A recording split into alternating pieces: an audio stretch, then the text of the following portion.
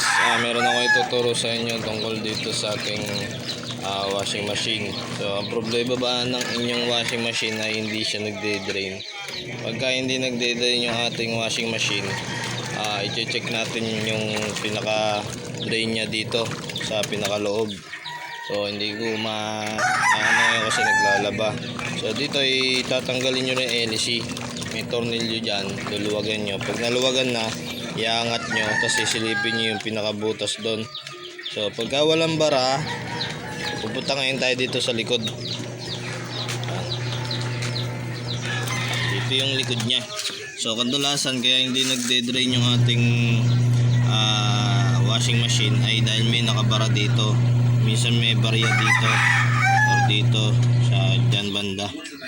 Gagawin nyo, kuha kayo ng alambre, susungkitin nyo. Tapos isa pa na dahilan kung bakit hindi nagde-drain itong kable. Minsan dine-drain natin dito sa pinaka, ito yung drain, pero hindi siya tumataas. Yung pala putol na, napuputol yung kable.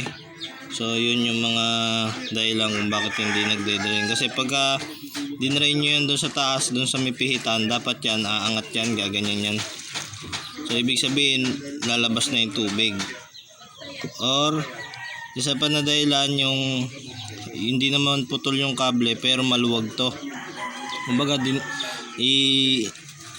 i-drain nyo dun sa may pinaka switch.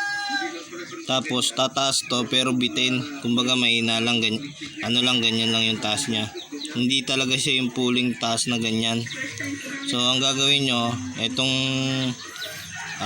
mahawak sa drain natin, i-adjust nyo yan.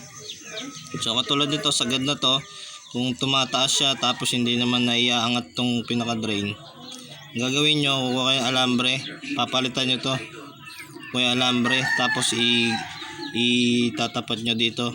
Kumbaga i-adjust nyo kasi may mga butas yan, ayun dyan nyo i-adjust yan para yung ating washing machine mag-drain ng maayos. So isa pa na dahilan kung bakit hindi nagde-drain yung ating washing machine, yung pinaka-spring niya sa loob. May spring dyan, pagka bulok yun or putol na, isa din yun sa dahilan kung bakit hindi nagde-drain yung ating washing machine.